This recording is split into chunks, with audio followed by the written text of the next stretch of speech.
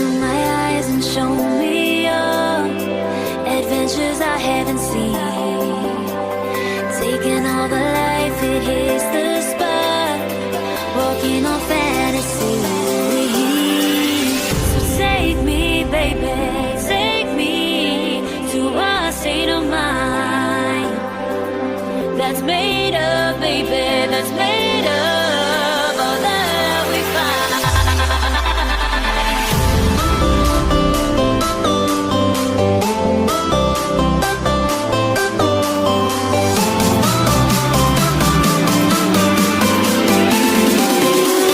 Assalamualaikum warahmatullahi wabarakatuh. Nama saya Yanti Novitasari dengan NIM 0737. Pada kesempatan kali ini saya akan menjelaskan mengenai Good Corporate Governance atau disingkat dengan GCG. Nah, teman-teman, istilah Good Corporate Governance dikenalkan pertama kali oleh Cadbury Committee pada tahun 1922 di Inggris, di mana ia menggunakan istilah corporate governance ini dalam laporannya yang dikenal dengan Cadbury Report.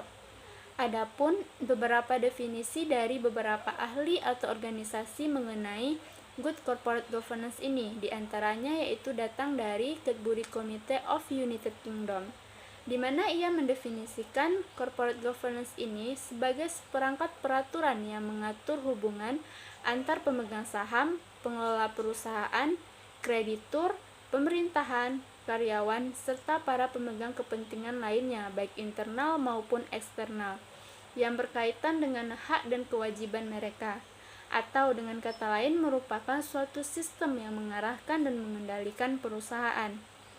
Nah, yang kedua yaitu datang dari Forum for Corporate Governance in Indonesia, di mana ia tidak mendefinisikan corporate governance itu sendiri, namun ia mengadopsi definisi dari Cadbury Committee of United Kingdom yang telah saya sebutkan tadi. Dan selanjutnya yaitu definisi yang datang dari Sukrisno Agus. Ia mendefinisikan tata kelola perusahaan yang baik sebagai suatu sistem yang mengatur para pemegang saham, dewan direksi, serta para kepentingan lainnya, di mana tata kelola perusahaan yang baik merupakan suatu sistem yang transparan yang dapat mencapai tujuan perusahaan, pencapaian, serta kinerja perusahaan tersebut. Definisi selanjutnya yaitu datang dari Organization for Economics, Cooperation and Development, di mana ia mendefinisikan Good Corporate Governance merupakan suatu struktur yang terdiri atas para pemegang saham, direktur, manajer, dan seperangkat tujuan yang ingin dicapai oleh perusahaan tersebut. Dan terakhir yaitu definisi dari Wahyudi Prakarsa, di mana ia mendefinisikan Good Corporate Governance merupakan mekanisme administratif yang mengatur hubungan antara manajemen perusahaan, komisaris, direksi, dan para pemegang saham serta para kepentingan lainnya. Dan hubungan ini diatur atau dimanifestasikan dalam bentuk suatu sistem atau kerangka kerja dalam mencapai tujuan perusahaan tersebut. Dan dari beberapa definisi yang telah saya sebutkan tadi, maka dapat disimpulkan atau dinyatakan bahwa Good Corporate Governance merupakan suatu sistem dan seperangkat aturan yang mengatur hubungan antara berbagai pihak yang berkepentingan, di mana pihak-pihak utama dalam tata kelola perusahaan yaitu para pemegang saham, manajemen, dan dewan direksi, serta pemangku kepentingan lainnya seperti karyawan, lingkungan, pemasok, pelanggan, dan lain sebagainya. Nah, dari beberapa definisi dan penjelasan mengenai Good Corporate Governance tadi, maka ada pun beberapa konsep mengenai Good Corporate Governance itu sendiri, di mana Good Corporate Governance itu ruang lingkupnya yaitu warga organisasi, seperti perusahaan, sosial, dan pemerintahan. Dan Good Corporate Governance ini merupakan suatu sistem, proses, dan seperangkat peraturan yang termasuk prinsip-prinsip dan nilai-nilai yang melandasi bagaimana praktik bisnis yang sehat dan baik itu dalam perusahaan. Dan tujuan Good Corporate Governance itu diantaranya yaitu dapat meningkatkan kinerja organisasi, Dan kedua yaitu menciptakan nilai tambah bagi semua pemangku kepentingan dalam perusahaan, serta mencegah dan mengurangi manipulasi serta kesalahan yang signifikan yang akan berdampak pada perusahaan itu sendiri. Nah, sedangkan mekanisme dalam good corporate governance ini yaitu mengatur dan mempertegas kembali hubungan, peran, wewenang, dan tanggung jawab para pemangku kepentingan dalam perusahaan, di mana dalam arti sempitnya yaitu hubungan antar pemilik, pemegang saham, dewan komisaris, dan dewan direksi. Sedangkan dalam arti sempitnya yaitu semua pemangku kepentingan dalam perusahaan itu antar pemangku kepentingan perusahaan. Nah, itulah penjelasan mengenai konsep good corporate governance itu sendiri. Dan pembahasan selanjutnya akan dilanjutkan oleh rekan saya. Baiklah, saya akan melanjutkan penjelasan dari Yanti, yaitu tentang tujuan dan manfaat good corporate governance. Yang pertama, tujuan good corporate governance ini adalah sebagaimana ia menciptakan pengelolaan perusahaan yang profesional melalui penerapan sistem akuntansi dan keuangan yang standar dan sistem teknologi informasi yang mendukung perusahaan. GCG ini sangatlah penting dalam menjalankan sebuah organisasi bisnis. Ada beberapa tujuan penerapan GCG ini, yaitu yang pertama melindungi hak dan kepentingan pemegang saham, yang kedua melindungi hak dan kepentingan para pekerja dan stakeholder non pemegang saham, yang ketiga melindungi nilai perusahaan dan para pemegang saham, yang keempat meningkatkan efektivitas dan efisien kerja, yang kelima meningkatkan mutu hubungan antara direktur dengan senior perusahaan, yang kedua manfaat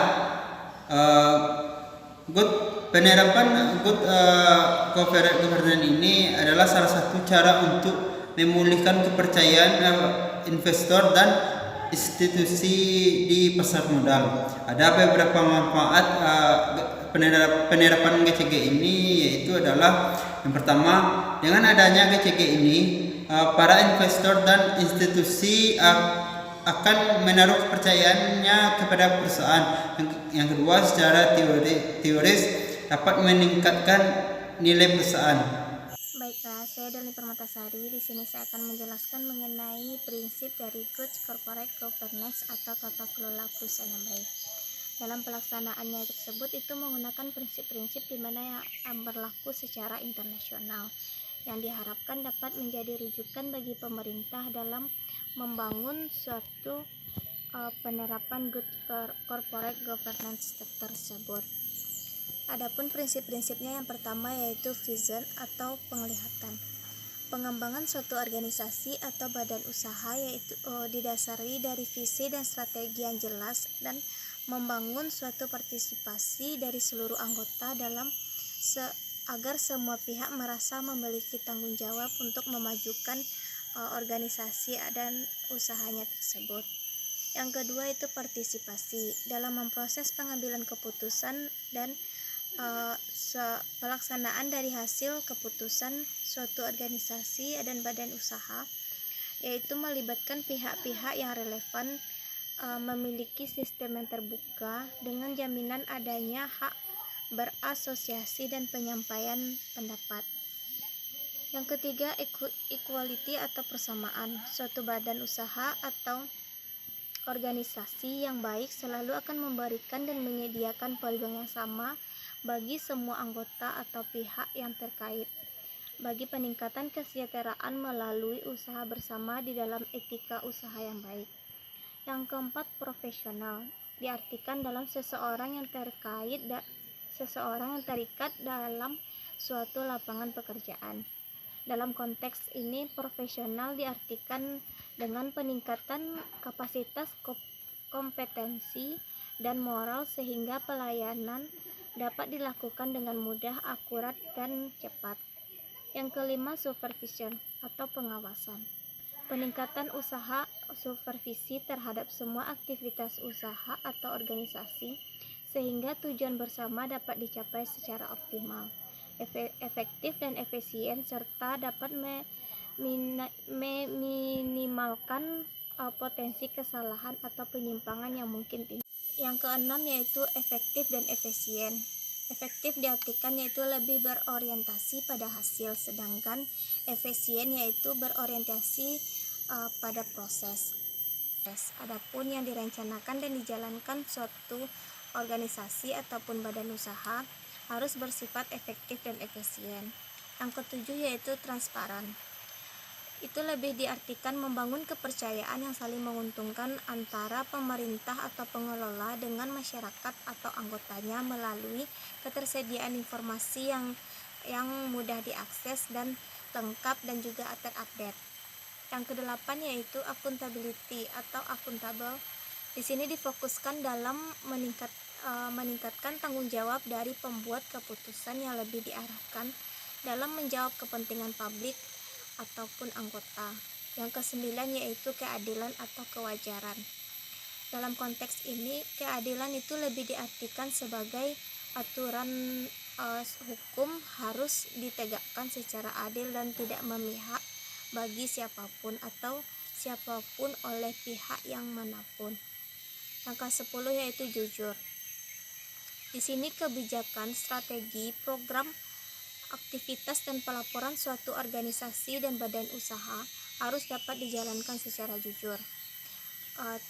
Ketidakjujuran nantinya akan selalu terbongkar dan dapat merusak tatanan usaha dan juga kemitraan yang sedang dan telah dibangun. Yang ke-11 yaitu responsibility atau social responsibility atau tanggung jawab dan tanggung jawab sosial. Institusi dan proses pelayanan bagi kepentingan semua pihak terkait harus dijalankan dalam kerangka waktu yang jelas dan sistematis. Sebagai suatu organisasi, badan usaha atau masyarakat dan semua pihak yang terkait mempunyai tanggung jawab masing-masing dalam menjalankan tugas dan juga harus memberi pertanggungjawaban kepada publik sehingga di dalam suatu tatanan atau komunitas dapat terjadi saling mempercayai, membantu, membangun dan meningkatkan agar terjalinnya hubungan yang harmonis dan sinergi. Dari ke-11 prinsip secara internasional tersebut, menurut OECD, prinsip dasar good corporate governance ini dikembangkan ada 4 bagian. Yang pertama yaitu kewajaran, yang kedua akuntabilitas, yang ketiga transparansi, yang keempat responsibilitas. Assalamualaikum warahmatullahi wabarakatuh. Saya Muhammad Fajri, NIM 765, akan menjelaskan materi selanjutnya yaitu peran akuntan dalam penerapan good corporate governance. Akuntan adalah suatu profesi yang terlibat langsung dalam pengelolaan perusahaan.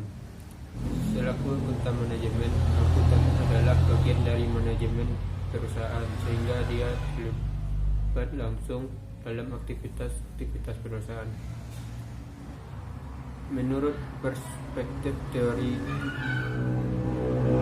akuntan adalah bagian dari agen sehingga perilaku akuntan boleh dikatakan sama dengan perilaku agen. Keterlibatan eksternal akuntan adalah bila akuntan menjalankan profesinya sebagai auditor yang bertugas untuk melakukan pemeriksaan atas kewajaran laporan keuangan.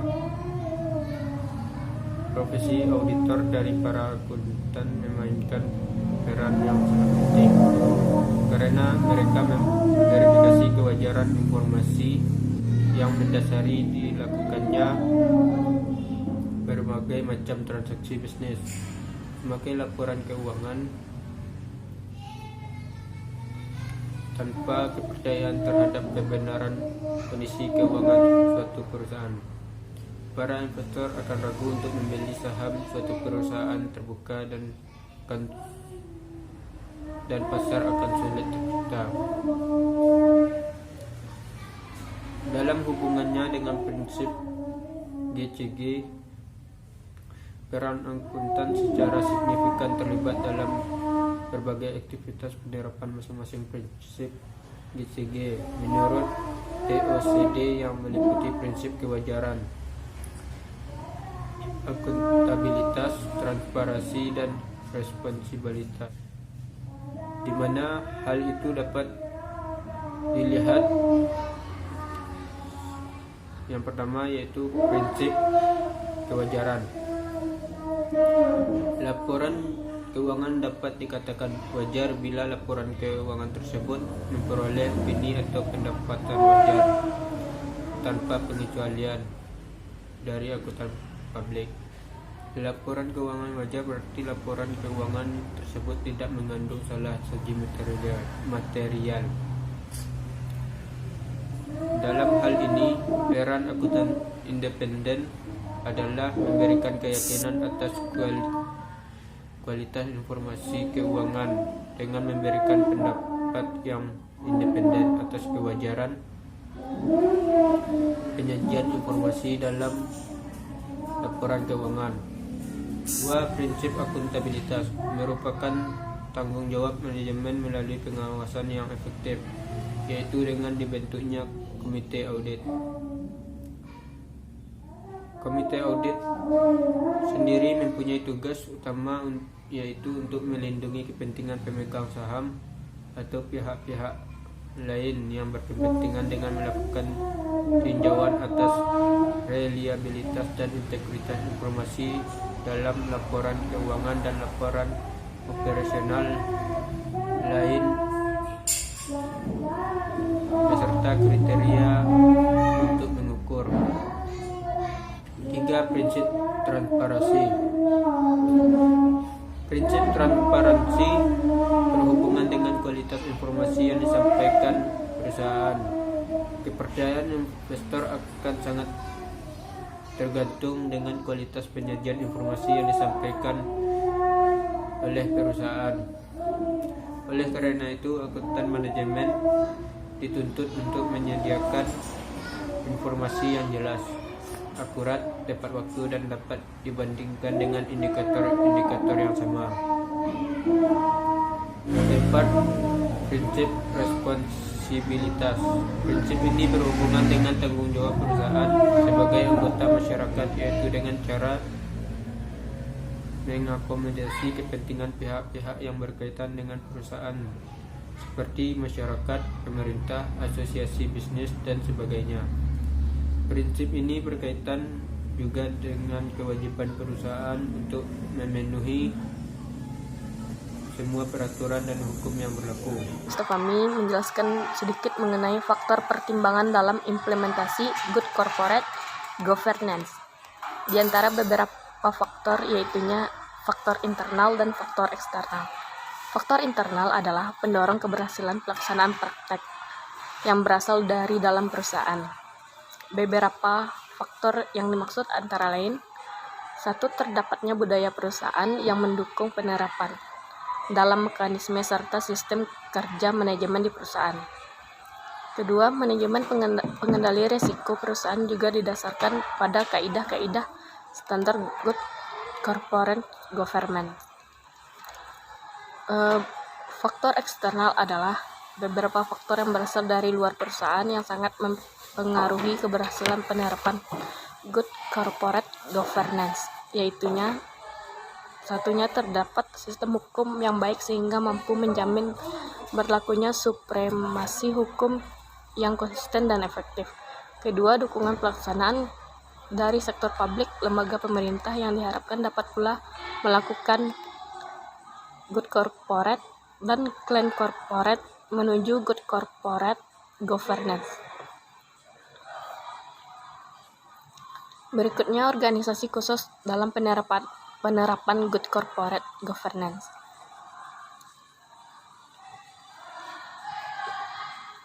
Indra Surya dan Ivan Yustiavananda menyebutkan paling tidak diperlukan organ tambahan untuk melengkapi penerapan tersebut, yaitunya 1.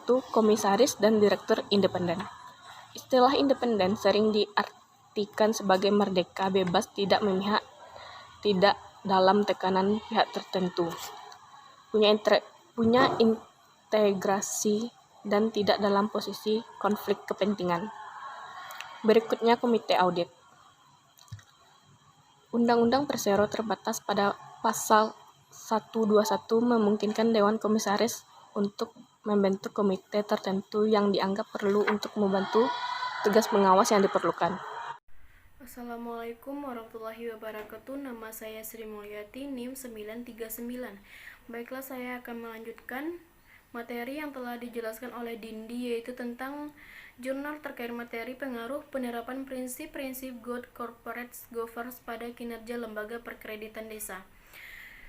Tata kelola perusahaan yang baik atau Good Corporate Governance merupakan pedoman atau bisa digunakan sebagai formula untuk menciptakan pedoman bagi pengelola perusahaan dalam mengelola manajemen perusahaan yang baik dengan memperhatikan stakeholders yang terdapat di lingkungan lembaga perkreditan desa atau LPD, yaitu kerama desa, pemerintah, pengelola, dan masyarakat.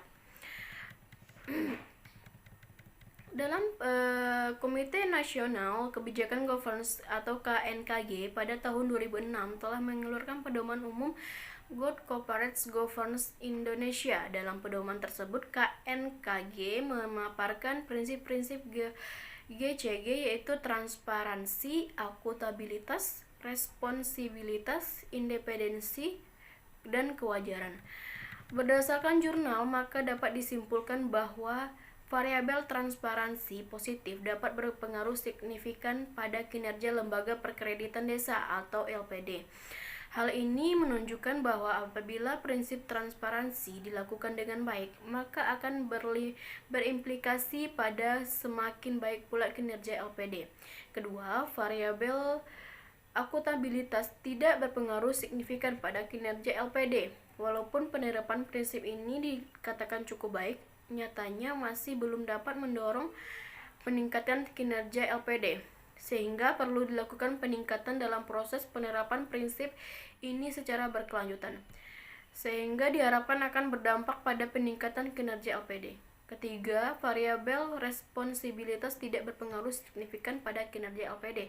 Hal ini dimungkinkan terjadi karena penerapan prinsip responsibilitas pada LPD yang berkaitan dengan pemahaman dan taat terhadap seluruh peraturan perundangan dan peraturan LPD yang berlaku masih kurang. Keempat, variabel independensi tidak berpengaruh signifikan pada kinerja LPD. Hal ini dimungkinkan terjadi karena dalam proses pengambilan keputusan, ketua LPD belum dapat mengambil keputusan secara objektif atau bebas dari kepentingan berbagai pihak yang dapat merugikan LPD. Sedangkan untuk variabel kewajaran tidak berpengaruh signifikan pada kinerja LPD. Hal ini mengindikasikan bahwa penerapan prinsip kewajaran pada LPD dapat dikatakan cukup baik. Tapi walaupun penerapan prinsip ini dapat dikatakan cukup baik, nyatanya belum dapat mendorong peningkatan kinerja LPD, sehingga perlu dilakukan peningkatan dalam proses penerapan prinsip ini secara berkelanjutan, sehingga diharapkan akan berdampak pada peningkatan kinerja LPD. Dan dapat dinyatakan bahwa penerapan prinsip transparansi berpengaruh positif signifikan pada kinerja LPD, sedangkan akuntabilitas, responsibilitas, independensi, dan kewajaran tidak berpengaruh signifikan pada kinerja LPD. Baiklah, sekian penjelasan dari saya. Assalamualaikum warahmatullahi wabarakatuh.